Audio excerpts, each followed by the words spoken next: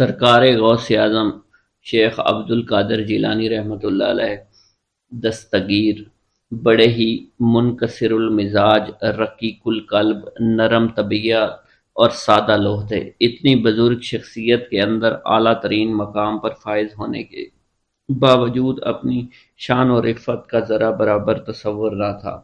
ہر کس و ناقص سے کمال انکساری کے ساتھ ملتے تھے، سب سے محبت کے ساتھ پیش آتے تھے۔ سادگی کا عالم یہ تھا کہ ایک مرتبہ کہیں جا رہے تھے، اثنائے راہ میں ایک گلی سے آپ کا گزر ہوا جہاں کچھ بچے کھیل رہے تھے۔ افتاد طبع کے مطابق ان بچوں سے محبت و شفقت کے ساتھ پیش آئے۔ بچے تو پھر بچے تھے، وہ آپ کی عظمت و شخصیت کو کیا جانیں۔ چنانچہ ایک بچہ نے آگے بڑھ کر کہا کہ 1 پیسہ کی آپ ہمیں مٹھائی لا دیجئے۔ بلا تعطل آپ نے انہیں مٹھائی لا کر دے دی۔ اب تو دوسرے بچوں کو بھی جرأت ہوئی، انہوں نے بھی آپ سے مٹھائی کے لیے پیسے مانگنے شروع کر دیے، لیکن آپ نے کسی بچے سے انکار نہ کی اور سب کو ہی مٹھائی کھلائی۔ گھر کے اوپر بھی آپ کی یہی کیفیت رہتی تھی۔ آپ کی بیویوں میں سے اگر کسی کی طبیعت خراب ہو جاتی تو خود گھر کے سارے کام دست مبارک سے کر لیتے تھے، خود ہی آٹا گوندھ کر روٹیاں پکا لیتے، بچوں کو بٹھا کر کھلا دیا کرتے تھے۔ اکثر کنویں سے پانی کھینچ کر کندھے کے اوپر رکھ کر گھر لے آتے اور گھر میں جھاڑو بھی لگا دیا کرتے تھے۔ غرضے کے کسی کام سے آپ کو آر نہیں تھی۔ آپ کی یہ طرز زندگی کچھ گھر تک ہی محدود نہ تھی، بلکہ جہاں کہیں بھی آپ تشریف لے جاتے یا حالت سفر میں ہوا کرتے تھے اور کسی منزل میں پہنچ کر قیام فرماتے تو وہاں کے اوپر بھی آپ کا یہی انداز ہوا کرتا تھا، یعنی اپنا تمام کام اپنے ہاتھوں سے ہی کیا کرتے تھے۔ آٹا گوندتے، روٹیاں پکاتے، دوسروں کو کھلاتے۔ سفر کی حالت میں اس قسم کے کاموں سے جب آپ مشغول ہو جاتے تو خدام کرام اور ان مشغولات سے آپ کو علیحدہ رکھنے کے لیے ہزاروں جتن کیا کرتے تھے، تاکہ خدام کی کوششیں اور تدابیر اس وقت بیکار ثابت ہو جاتی جب آپ یہ فرما دیتے تھے کہ میں بھی تم جیسا ایک انسان ہوں، تم روٹیاں پکاتے ہو تو میں کیوں نہ پکاؤں۔ سرکار دو جہاں صلی اللہ علیہ وسلم اور مقدس صحابہ کرام رضوان اللہ تعالی علیہم اجمعین کا بھی یہی طرز عمل تھا۔ پیغمبر اسلام مدینہ طیبہ میں ہوتے تو اپنا کام خود کیا کرتے تھے، سفر میں ہوتے تو تقسیم کار خود فرمایا کرتے تھے۔ صحابہ کرام کی طرح کوئی نہ کوئی کام اپنے ذمے بھی لے لیا کرتے تھے۔ جب اتنی عظیم شخصیت کے مالک ہوتے ہوئے اللہ کے رسول اور لائق کے صد احترام صحابہ ان کاموں کو اپنے ہاتھوں سے کیا کرتے تھے تو میری کیا مجال ہے کہ میں اعتراض کروں اور دوسروں کے کام اپنے سر نہ لوں۔ دور حاضر کے مقتدر رہنما، مقدس پیشوا اور صاحب ثروت حضرت غور فرمائیں، کیا وہ بھی خدام و ملازمین کے ہوتے ہوئے گھر کے کام کرنا خود پسند فرماتے ہیں؟ اگر اپنی عملی زندگی میں پسند کرتے ہیں تو ان کے لیے نعمت لازم کی بشارت ہے۔ یقیناً پروردگار عالم ان کی انکساری، عاجزی اور فروتنی اور سادگی کو پسند فرمایا کرتے تھے۔ اس غرور و تکبر اور دوسروں کو اپنے سے کم تر سمجھنے اور دوسروں سے اچھا برتاؤ کرنے کو عذاب بھگتنے کے لیے تیار رہنا چاہیے۔ ایک نہ ایک دن دنیا میں بھی یہ بلا ذلت اور رسوائی کا سبب بنے گی اور آخرت میں بھی دردناک انجام کا باعث بنے گی۔ سرکار غوث اعظم رحمۃ اللہ علیہ خدا کی راہ میں بہت زیادہ خرچ کیا کرتے تھے۔ آپ کامل مطیع اور فرما بردار تھے۔ اپنی زندگی خدائے بزرگ و برتر اور ان کے نبی کریم صلی اللہ علیہ وسلم کے بتائے ہوئے اصولوں کے مطابق ہی زندگی گزارا کرتے تھے، اس لیے وعدہ و قول کی پابندی کیا کرتے تھے، ایفائے عہد کو نبھایا کرتے تھے۔ جب کسی سے آپ وعدہ فرماتے تو اسے ضرور پورا کیا کرتے تھے اور عہد و پیما کی پوری پابندی کیا کرتے تھے۔ ایک مرتبہ آپ کی خدمت مبارک میں آپ کا ایک عقیدت مند تاجر سفر تجارت پر روانہ ہونا لگا، جسے قبل حاضر ہوا اور دعا و برکت کی التجا کی پیش کی، جسے آپ نے فرمایا جاؤ، خیریت کے ساتھ رہو گے اور سلامتی کے ساتھ واپس آؤ گے۔ خوش عقیدہ تاجر یہ پیغام سن کر اطمینان کے ساتھ روانہ ہو گیا، لیکن بعد کو الہام کے ذریعے آپ پر یہ آشکار ہوا کہ اس سفر کے دوران اس کے لیے مکمل تباہی مقتدر ہو چکی ہے۔ آپ کو بڑی تشویش لاحق ہوئی کہ آپ نے تو اس سفر میں اس کو رہائی کا پیغام دیا تھا کہ وہ سلامتی کے ساتھ جائے گا اور سلامتی کے ساتھ آئے گا۔ چنانچہ خدائے بزرگ و برتر کی بارگاہ میں آپ نے دعائیں کی، التجائیں کی اور 60 مرتبہ انتہائی عاجزی اور انکساری کے ساتھ اس شخص کی عافیت و سلامتی کے لیے آپ نے اللہ تعالیٰ سے دعا کی۔ مالک بے نیاز نے کرم فرمایا اور اس کے اوپر جو مصیبتیں آنے والی تھیں اس اندوناک کیفیت سے اس کے خواب میں پہنچ گئیں، اور وہ آپ کی دعا سے بفضل الہی واپس آ گیا۔ ایک مرتبہ کا ذکر ہے کہ آپ مجلس میں تشریف فرماتے ایک شخص نے کہا کہ آپ یہیں تشریف رکھیں، انتظار فرمائیں، میں ابھی آتا ہوں۔ اتنا کہہ کر وہ چلا گیا۔ آپ نے انکار نہیں فرمایا اور رضامندی ظاہر فرمائی، اس جگہ پر موجود رہے۔ چونکہ آپ نے اس سے وعدہ کر لیا تھا کہ میں اس جگہ موجود رہوں گا، اس لیے آپ ایک دن، ایک ہفتہ، ایک مہینہ نہیں بلکہ 1 سال تک اس مقام پر موجود رہے اور کسی دوسری جگہ تشریف نہ لے گئے۔ یہ عین سرکار دو عالم صلی اللہ علیہ وسلم کی سنت کریمہ تھی۔ پیغمبر اسلام صلی اللہ علیہ وسلم کو بھی اپنے تجارتی سلسلہ میں اس قسم کے واقعات سے متعدد بار سابقہ پڑا ہے۔ روایت کی شہادت یہ ہے کہ ایک مرتبہ تو 3 دن تک مسلسل آپ ایک ہی جگہ پر کھڑے رہے تھے۔ بسم اللہ الرحمن الرحیم۔ السلام علیکم۔ حضور سیدنا غوث اعظم فرماتے ہیں، میں 10 برس کی عمر میں اپنے شہر کے مکتب میں حصول علم کے لیے جایا کرتا تھا۔ اس وقت میرے ساتھ ملائکہ بھی ہوتے تھے جو میرے آگے پیچھے میری حفاظت کی غرض سے چلتے تھے۔ جب میں مدرسہ پہنچتا تھا تو وہ بار بار منادی کرتے تھے، اللہ کے ولی کے لیے جگہ خالی کر دو۔ چنانچہ وہ میرے لیے جگہ خالی کر دیتے تھے۔ ایک مرتبہ میں نے ایک ایسے شخص کو دیکھا جس نے فرشتوں کی آواز سن کر کہا کہ یہ نہایت معزز گھرانے کا فرد ہے اور عن قریب اس کو وہ عظمت اور بزرگی حاصل ہوگی جس میں کوئی مزاحمت نہ ہوگی۔ اس کو ایسا قرب نصیب ہوگا کہ اس کو کوئی فریب نہ دے سکے گا۔ پھر 40 برس بعد میں نے اس شخص کو پہچانا، وہ شخص ابدالوں میں سے تھا۔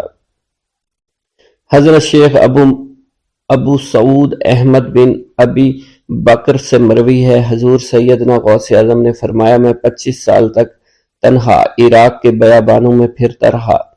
میں لوگوں کو نہ جانتا تھا، لوگ مجھے نہیں جانتے تھے۔ اسی دوران میرے پاس رجال الغیب اور جنات تشریف لائے جنہیں میں طریقت اور رسول اللہ کی تعلیم دیا کرتا تھا۔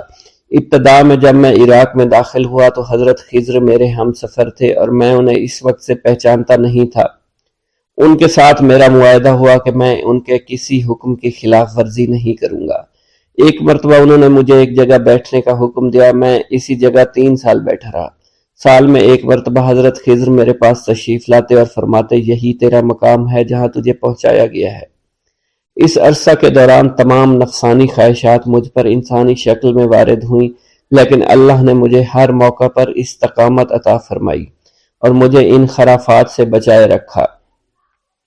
ابتدا میں میرا نفس مجاہدہ کا کوئی طریقہ اختیار کرتا تو میں اس پر قائم ہو جایا کرتا تھا اور کسی چیز کو قبول نہیں کرتا تھا۔ ایک طویل مدت تک اپنا گلا گھونٹتے ہوئے میں نے مدائن کے جنگلوں میں مجاہدات میں مشغول رہا۔ حضور سیدنا غوث اعظم فرماتے ہیں، میں نے اپنے نفس کو مختلف مجاہدوں اور ریاستوں اور مشقتوں میں ڈالے رکھا۔ 1 سال تک میں گری ہوئی چیزیں اٹھا کر کھاتا رہا، اسی دوسرے سال میں صرف پانی پر گزارا کرتا رہا اور تیسرے سال میں نے کچھ نہ کھایا اور نہ پیا نہ ہی سویا۔ ایک مرتبہ شدید سردی کی وجہ سے میں ایوان کسریٰ کے کھنڈرات میں سویا تو رات بھر میں 40 مرتبہ احتلام ہوا۔ میں نے ہر مرتبہ دریائے دجلہ پر جا کر غسل فرمایا، پھر نیند کے خوف سے محل کے اوپر ایک ویران جگہ پر چڑھ گیا اور وہاں 2 سال تک قیام کیا، حتیٰ کہ سردی کے سوا کوئی شے کھانے کو میسر نہیں تھی۔ حضور سیدنا غوث اعظم فرماتے ہیں ہر سال ایک بزرگ آتے اور وہ مجھے اونی جبہ دے کر چلے جاتے۔ اسی طرح میں نے بے شمار طریقوں سے دنیا اور نفس سے چھٹکارا حاصل کرنے کی کوشش کی۔ لوگ مجھے دیوانہ سمجھتے تھے۔ میں برہنہ جسم جنگلوں میں چلا جاتا، کانٹوں پر لوٹا شور مچایا کرتا، میرے تمام بدن سے خون جاری ہو جایا کرتا۔ لوگ مجھے اٹھا کر شفا خانے لے جایا کرتے جہاں میری حالت مزید بگڑ جایا کرتی۔ ایک وقت ایسا آیا جب مجھ میں اور مردہ میں کوئی فرق نہ تھا۔ لوگ کفن لے آئے اور غسال کو بلوایا کہ وہ مجھے غسل دے۔ ابھی انہوں نے مجھے غسل دینے کے لیے ایک تختہ پر لٹایا، میری حالت درست ہو گئی، میں اٹھ کھڑا ہوا۔ طریقت کی ان پرخطر راہوں میں نہ تو میں کبھی خوف زدہ ہوا، نہ کبھی میرا نفس مجھ پر غالب پا سکا، اور نہ ہی دنیا کی آسائش مجھے حیران کر سکی۔ حضور سید غوث اعظم فرماتے ہیں شیطان نے میرے گرد بے شمار جال بچھائے۔ جب میں نے ان سے کہا یہ کیا ہے، اس نے کہا یہ دنیاوی آلائشیں ہیں اور میں ان جالوں میں سے تم لوگوں کا شکار کیا کرتا ہوں۔ میں نے 1 سال تک شیطان کا مقابلہ کیا، اس کے بچھائے ہوئے تمام جالوں کو ختم کیا۔ اس کے بعد میرے سینے کو کھول دیا گیا اور مجھ پر بے شمار خلائق ظاہر ہوئے۔ حضور سیدنا غوث اعظم فرماتے ہیں میں نے دریافت کیا کہ یہ اللہ ایک کیسے ہے؟ جواب ملا یہ خلق کے اسباب ہیں جو تم سے ملے ہوئے ہیں۔ میں سال بھر ان کی جانب متوجہ رہا یہاں تک کہ وہ مجھ سے جدا ہو گئے۔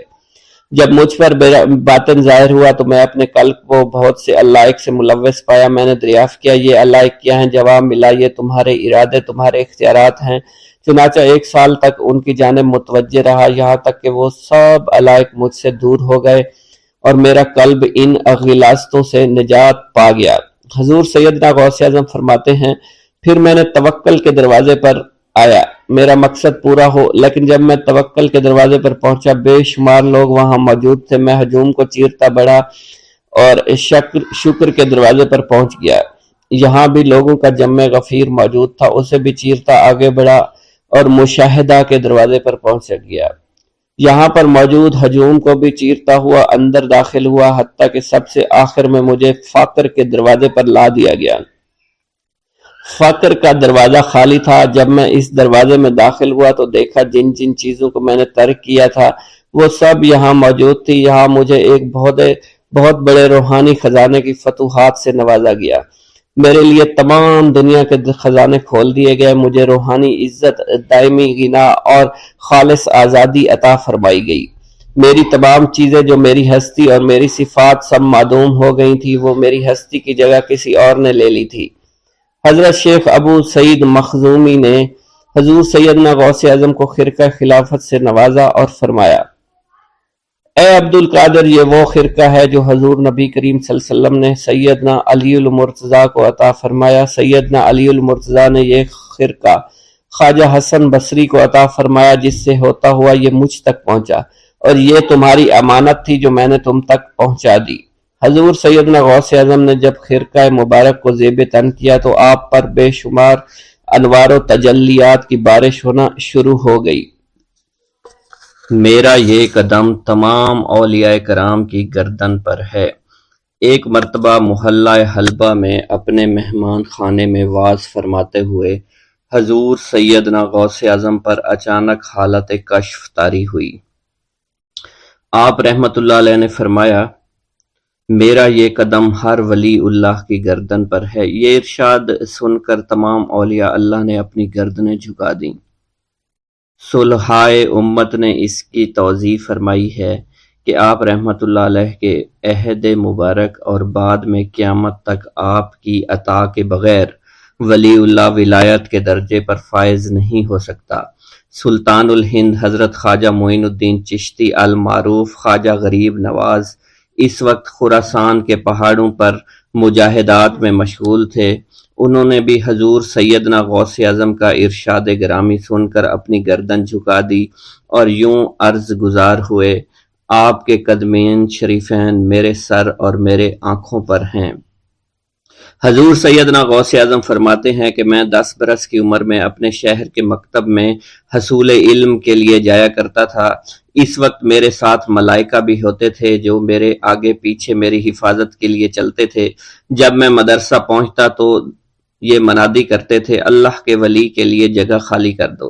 چنانچہ وہ میرے لیے جگہ خالی کر دیتے تھے۔ ایک مرتبہ میں نے ایک ایسے شخص کو دیکھا جس نے فرشتوں کی آواز سن کر کہا، جس میں کوئی مزاحمت نہ ہوگی، کہ یہ ایک نہایت معزز گھرانے کا فرد ہے اور عن قریب اس کو وہ عظمت حاصل ہوگی جس میں کوئی مزاحمت نہ ہوگی، اور اس کو ایسا قرب نصیب ہوگا کہ اس کو کوئی فریب نہ دے سکے گا۔ پھر 40 برس بعد میں نے اس شخص کو پہچانا، وہ شخص ابدالوں میں سے تھا۔ حضرت شیخ ابو سعود احمد بن بکر حریمی سے مروی ہے کہ حضور سیدنا غوث اعظم نے فرمایا کہ میں 55 سال تک تنہا عراق کے بیابانوں میں پھرتا رہا، میں لوگوں کو نہ جانتا، لوگ مجھے نہ جانتے۔ اسی دوران میرے پاس رجال الغیب اور جنات تشریف لاتے، جنہیں میں طریقت اور اصول کی تعلیم دیتا تھا۔ ابتدا میں جب میں عراق میں داخل ہوا تو حضرت خضر میرے ہم سفر بنے، اور بعد میں اس وقت ان کو پہچانتا نہ تھا، اور اس کے ساتھ میرا معاہدہ ہوا کہ میں ان کے کسی حکم کی خلاف ورزی نہیں کروں گا۔ ایک مرتبہ انہوں نے مجھے ایک جگہ بیٹھنے کا حکم دیا اور میں اس جگہ 3 سال تک بیٹھا رہا۔ سال میں ایک مرتبہ حضرت خضر میرے پاس تشریف لاتے، فرماتے کہ یہی تیرا مقام ہے جہاں تجھے پہنچایا گیا ہے۔ اس عرصہ کے دوران تمام نفسانی خواہشات مجھ پر انسانی شکل میں وارد ہوئیں، لیکن اللہ عز و جل نے مجھے ہر موقع پر استقامت عطا فرمائی اور مجھے ان خرافات سے بچائے رکھا۔ ابتدا میں میرا نفس مجاہدہ کا کوئی طریقہ اختیار کرتا تو میں اس پر قائم ہو جاتا اور کسی چیز کو قبول نہ کرتا تھا۔ ایک طویل مدت تک اپنا گلا گھونٹتے ہوئے میں مدائن کے جنگلوں میں مجاہدات میں مشغول رہا۔ حضور سیدنا غوث اعظم فرماتے ہیں کہ میں نے اپنے نفس کو مختلف مجاہدوں، مختلف ریاضتوں اور مختلف مشقتوں میں ڈالے رکھا۔ 1 سال تک میں گری ہوئی چیزیں اٹھا کر کھاتا رہا، دوسرے سال پانی پر گزارا کیا، اور تیسرے سال نہ میں نے کچھ کھایا، نہ پیا اور نہ ہی سویا۔ ایک مرتبہ شدید سردی کی وجہ سے میں ایوان کسریٰ کے کھنڈرات میں سویا تو رات بھر میں 40 مرتبہ طبیعت خراب ہوئی۔ حضور سیدنا غوث اعظم فرماتے ہیں ہر سال ایک بزرگ آتے اور وہ مجھے جبہ دے کر چلے جاتے۔ اسی طرح میں نے بے شمار طریقوں سے دنیا اور نفس سے چھٹکارا پانے کی کوشش کی۔ لوگ مجھے دیوانہ سمجھتے تھے۔ میں برہنہ جسم جنگلوں میں چلا جاتا اور کانٹوں پر لوٹتا شور مچاتا تھا۔ میرا تمام بدن سے خون جاری ہو جایا کرتا تھا اور لوگ مجھے اٹھا کر شفا خانے لے جایا کرتے، جہاں میری حالت مزید بگڑ جاتی۔ ایک وقت ایسا بھی آیا جب مجھ میں اور مردہ میں کوئی فرق نہ تھا۔ لوگ کفن لے کر آئے، غسال کو بلوایا کہ وہ مجھے غسل دے دیں۔ ابھی انہوں نے مجھے غسل دینے کے لیے تختہ پر ڈالا ہی تھا کہ میری حالت درست ہو گئی۔ میں اٹھ کھڑا ہوا۔ طریقت کی ان پرخطر راہوں میں نہ تو میں کبھی خوف زدہ ہوا اور نہ کبھی میرا نفس مجھ پر غلبہ پا سکا، اور نہ ہی دنیا کی آرائش مجھے حیران کر سکی۔ حضور سیدنا غوث اعظم فرماتے ہیں شیطان نے میرے گرد بے شمار جال بچھائے۔ جب میں نے اس سے کہا کہ یہ کیا ہے تو اس نے کہا یہ دنیاوی چیزیں ہیں اور میں ان جالوں سے تم جیسوں کو شکار کرتا ہوں۔ میں نے 1 سال تک شیطان کا مقابلہ کیا، اس کے بچھائے ہوئے تمام جالوں کو ختم کر دیا۔ اس کے بعد میرے سینے کو کھول دیا گیا اور مجھ پر بے شمار خلائق ظاہر ہوئے۔ حضور سیدنا غوث اعظم فرماتے ہیں میں نے دریافت کیا کہ یہ علائق کیسے ہیں؟ جواب ملا کہ یہ خلق کے اسباب ہیں جو تم سے ملے ہوئے ہیں۔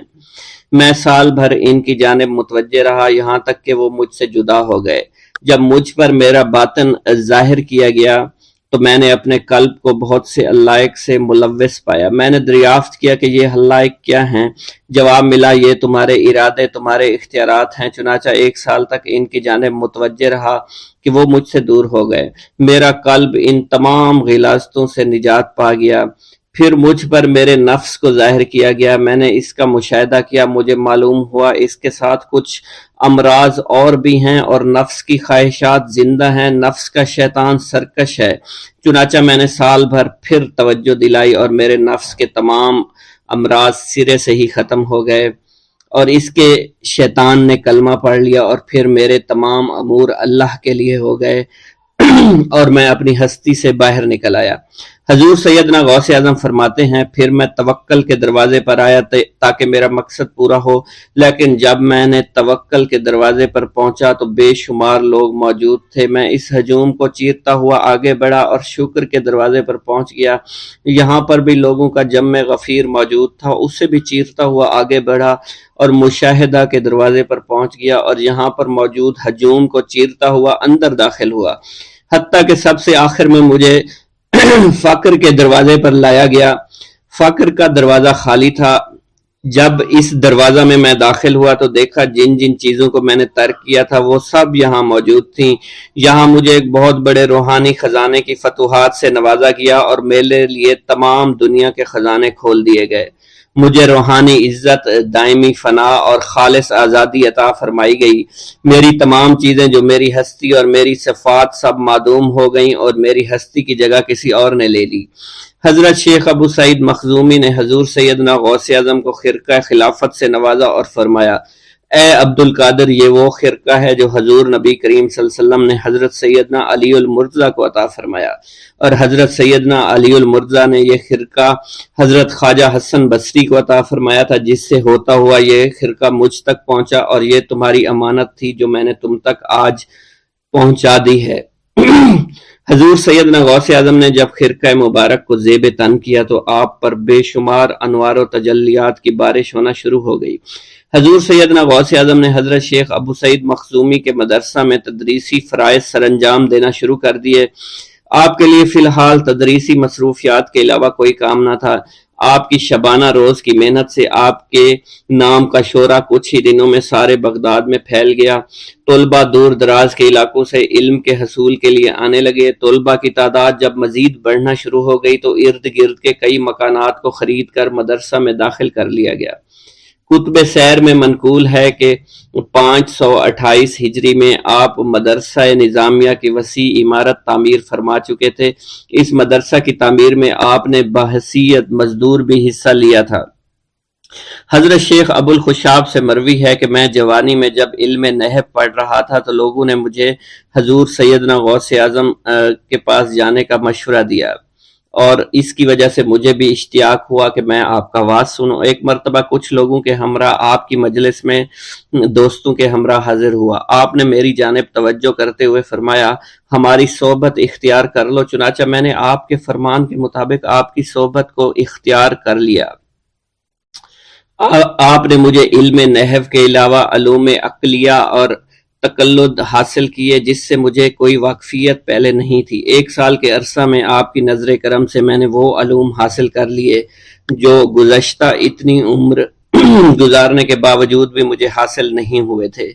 منقول ہے حضرت شیخ بقا بن بطو، شیخ علی بن ہیتی اور شیخ کیلوی جب حضور سیدنا غوث اعظم کے مدرسہ میں آتے تو جھاڑو دیا کرتے تھے اور چھڑکاؤ کرتے تھے، لیکن آپ کی اجازت کے بغیر کبھی اندر داخل نہ ہوتے تھے۔ اجازت ملنے کے بعد آپ حضرات اندر داخل ہوتے اور اجازت ملنے پر ہی بیٹھتے تھے۔ آپ سے امان طلب کرتے اور امان مل جانے کے بعد مؤدب ہو کر بیٹھ جاتے۔ جس وقت آپ کہیں جانے کا ارادہ کرتے تو یہ حضرات سواری کے ہمراہ چلتے۔ آپ انہیں اس فعل سے منع فرمایا کرتے تھے اور کہتے تھے کہ ہمیں آپ کے ذریعے قرب الہی حاصل ہوا ہے۔ حضرت شیخ محمد قائل الادنیٰ سے مروی ہے کہ ایک مرتبہ حضور سیدنا غوث اعظم سے دریافت کیا گیا کہ آپ کی بزرگی اور عظمت کا راز کیا ہے۔ آپ نے فرمایا کہ میں کبھی جھوٹ نہیں بولتا اور کبھی کسی سے کذب بیانی نہیں کرتا۔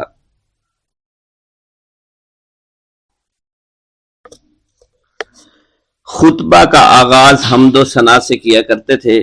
حضور سیدنا غوث اعظم کے صاحبزادے حضرت شیخ سید عبد الرحمن فرماتے ہیں کہ والد بزرگوار اپنے واز کے دوران الحمدللہ رب العالمین کہہ کر خاموش ہو جاتے اور دوبارہ کہہ کر سکوت فرماتے تھے، اور تیسری مرتبہ کہنے کے بعد کچھ دیر توقف فرماتے، اور آپ کی محفل میں تمام اولیاء حاضر و ناظر اور خاموش ہو جایا کرتے تھے۔ پھر آپ کی محفل میں اولیاء ملائکہ ایک کثیر تعداد میں آ جاتے جو محفل کے بعد نظر نہیں آیا کرتے تھے۔ آپ اپنے خطاب کو یوں شروع فرماتے، تمام تعریفیں اللہ کے لیے ہیں، اس کی مخلوق کی تعداد اس کے عرش کے وزن کے مطابق، اور بے حد تعریفیں جس سے اس کی ذات راضی ہو جائے، اس کے کلمات کی روشنی کے مطابق، اس کے علم کے مطابق، اس کی مرضی اور منشا کے مطابق اور اس کی مخلوق کے مطابق جسے اس نے پیدا کیا، وہی عالم الغیب ہے، رحمان و رحیم ہے۔ میں گواہی دیتا ہوں اس کے سوا کوئی عبادت کے لائق ہی نہیں ہے، اور تمام کائنات اس کی تخلیق ہیں، تمام تعریفیں اسی کے لیے ہیں۔ وہ زندہ ہے، ہمیشہ زندہ رہے گا، اسے موت نہیں آتی بلکہ وہ مارتا ہے۔ تمام بھلائیاں اسی کے لیے ہیں، اور واحد ہے، یکتا ہے، کوئی شریک نہیں ہے، کوئی وزیر نہیں ہے۔ اس نے نہ کسی کو جنا ہے اور نہ ہی اسے کسی نے جنا ہے، وہ بلند و بالا ہے، اس جیسا کوئی نہیں۔ میں اس کی گواہی دیتا ہوں، حضور نبی کریم صلی اللہ علیہ وآلہ وسلم اللہ کے رسول، اللہ کے پیغمبر ہیں، وہ تمام مخلوقات سے افضل ہیں۔ اللہ عز و جل نے ان کی ہدایت دے کر ان کو بھیجا تاکہ وہ دین اسلام کو تمام ادیان پر بلند کریں، خواہ مشرکین اس کو برا سمجھیں۔ اللہ راضی ہو خلیفہ اول حضرت سیدنا ابو بکر صدیق سے، جن کی تائید حق کے ساتھ تھی، جن کو حضور نبی کریم نے عقیق کا لقب دیا، جو پاک تھے، پاکیزہ نسل سے تعلق رکھتے تھے، جنہوں نے ہر موقع پر حضور نبی کریم صلی اللہ علیہ وسلم کی حمایت کی اور ان کی تصدیق فرمائی، اور اب بھی نبی کریم کے ہمراہ ابدی آرام فرما رہے ہیں۔ اللہ راضی ہو خلیفہ دوم حضرت سیدنا عمر فاروق رضی اللہ تعالی عنہ سے، جنہوں نے عمل کثیر کیے، جنہوں نے حق کو بلند کیا، جنہوں نے فیصلے کے لیے جن کو منتخب کیا گیا، جنہوں نے ہمیشہ حق بات کا ساتھ دیا، اور وہ بھی حضور نبی کریم صلی اللہ علیہ وسلم کے ہمراہ ابدی آرام گاہ میں آج بھی موجود ہیں۔ اللہ راضی ہو خلیفہ سوم حضرت سیدنا عثمان غنی رضی اللہ تعالی عنہ سے، جنہوں نے اپنے مال سے مسلمانوں کی امداد کی، قرآن مجید کی ترتیب و اشاعت احسن طریقے سے فرمائی، جنہوں نے امامت اور قرت سے محراب کو، ممبر کو مزین کیا، اور جو افضل الشہداء ہیں اور فرشتے بھی ان سے حیا کرتے ہیں۔ اللہ راضی ہو خلیفہ چہارم حضرت سیدنا علی المرتضیٰ سے، جو شجاعت و جواں مردی میں بے مثل ہیں، حضور نبی کریم صلی اللہ علیہ وسلم کے چچا زاد بھائی اور داماد ہیں۔ آپ دین اسلام کے امام و عالم ہیں، اور جن کے لیے حضور نبی کریم صلی اللہ علیہ وسلم نے فرمایا کہ میں تم پر فدا ہو جاؤں۔ اللہ راضی ہو حسنین کریمین حضرت سیدنا امام حسن امام حسین سے، جن کی نیکیاں تا حشر قائم رہنے والی ہیں اور جن کے مراتب بے مثل ہیں۔ اللہ نے ان کے قلوب کو نیکیوں کی جانب مائل کیا۔ اے اللہ، تو ہمارے رازوں اور دلی کیفیات سے واقف ہے، ہمیں ہر عمل کرنے اور برائی سے بچنے کی توفیق عطا فرما، اور ہمیں گناہوں کی لذت سے بچا، ہمیں اپنے ما سوا سے محفوظ رکھ اور اپنی مشغولیت عطا فرما۔ بے شک اللہ کے سوا کوئی عبادت کے لائق نہیں، جو چاہتا ہے وہی ہوتا ہے، اور وہی قوی اور وہی عظیم ہے۔ اے اللہ، ہمیں غفلت سے بچا اور ہمارے اوپر وہ بوجھ نہ ڈال جو تو نے پہلی امتوں پر ڈالا۔ اے ہمارے رب العالمین، ہمیں معاف فرما اور ہماری مغفرت عطا فرما، کیونکہ تو ہی ہمارا رب ہے، تو ہی ہمارا مولا ہے، آمین۔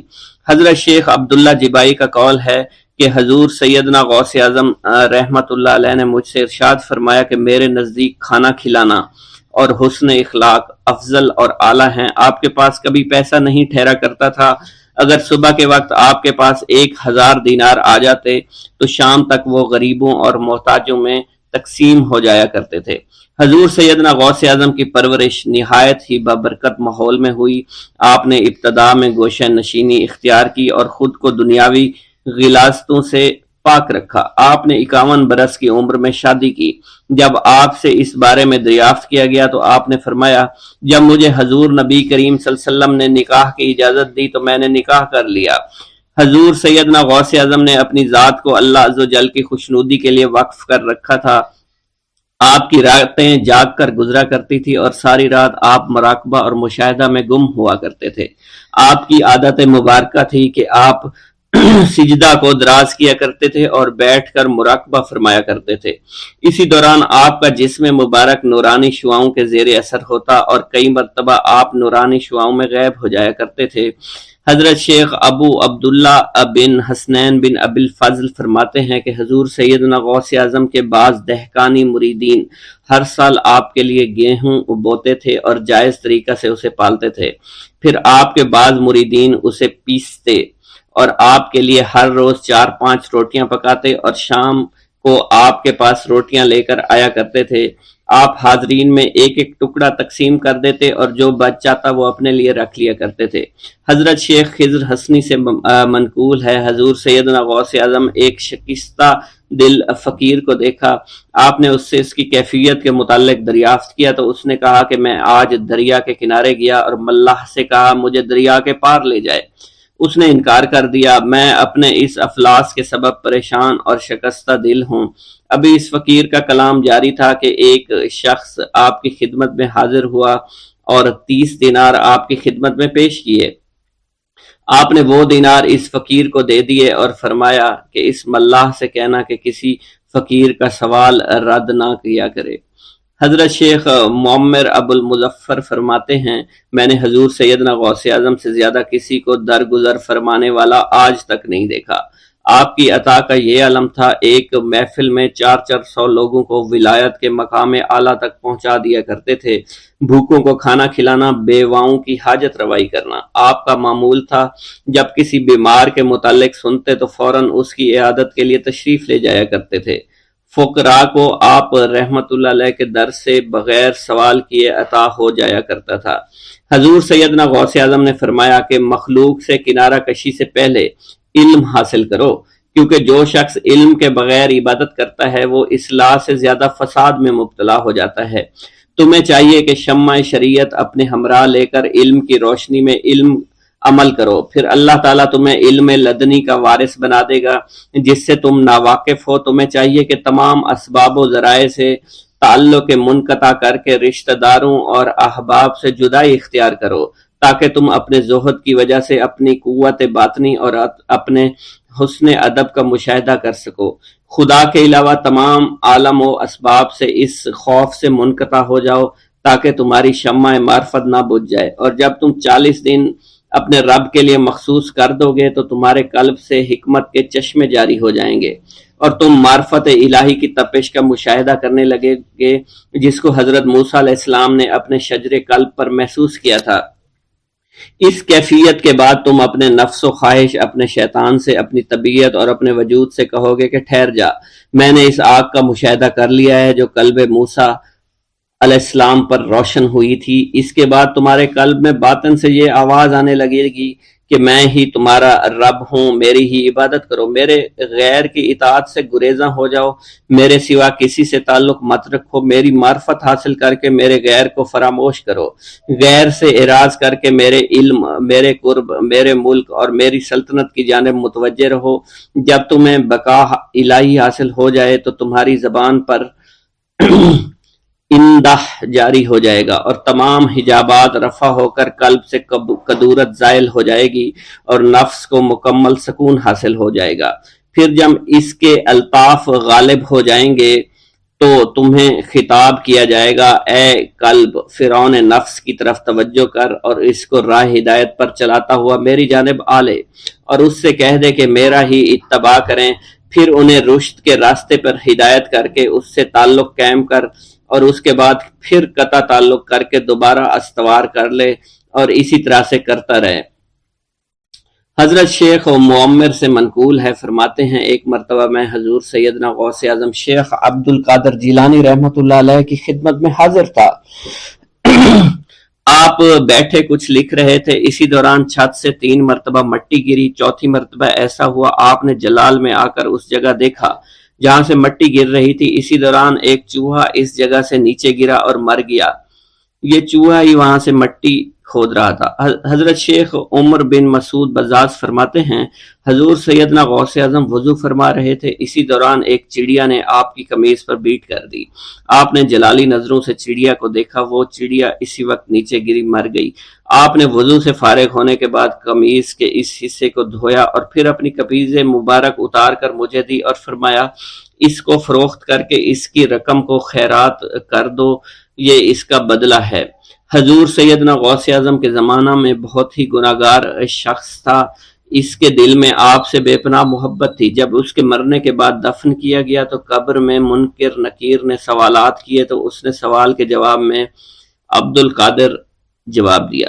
منکر نکیر نے اللہ کی بارگاہ میں اس کے جواب کو پیش کیا، حکم ہوا اگرچہ یہ بندہ فاسقوں میں سے ہے لیکن یہ میرے محبوب سید عبد القادر جو کہ صادقین میں سے ہیں ان سے محبت رکھتا ہے۔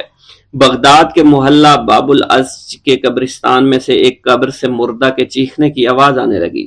لوگوں نے حضور سیدنا غوث اعظم کی خدمت میں عرض ہو کر عرض کیا، آپ نے دریافت کیا کیا صاحب قبر نے مجھ سے خرقہ پہنا؟ لوگوں نے عرض کیا، ہمیں اس کا علم نہیں۔ آپ نے دریافت کیا کیا یہ میری محفل میں کبھی شریک ہوا؟ ہمیں اس کا علم نہیں۔ آپ نے پھر دریافت کیا، کیا کبھی میرے پیچھے نماز پڑھی؟ نہیں معلوم۔ آپ نے مراقبہ فرمایا اور آپ کے چہرہ مبارک پر جلالیت کے آثار نمودار ہو گئے۔ بعد ازاں آپ نے چہرہ مبارک پر وقار ظاہر ہوا اور آپ نے فرمایا کہ اس شخص نے میری زیارت کی، مجھ سے حسن ظن رکھا، اسی وجہ سے اللہ نے اس پر رحم فرما دیا ہے۔ چنانچہ اس کے بعد کبھی قبر سے آواز نہیں آئی۔ منقول ہے حضرت شیخ ابو الحسن علی بن وہب ازجی بیمار ہو گئے۔ حضور سیدنا غوث اعظم عیادت کے لیے تشریف لائے تو آپ نے وہاں ایک قمری اور ایک کبوتری کو دیکھا۔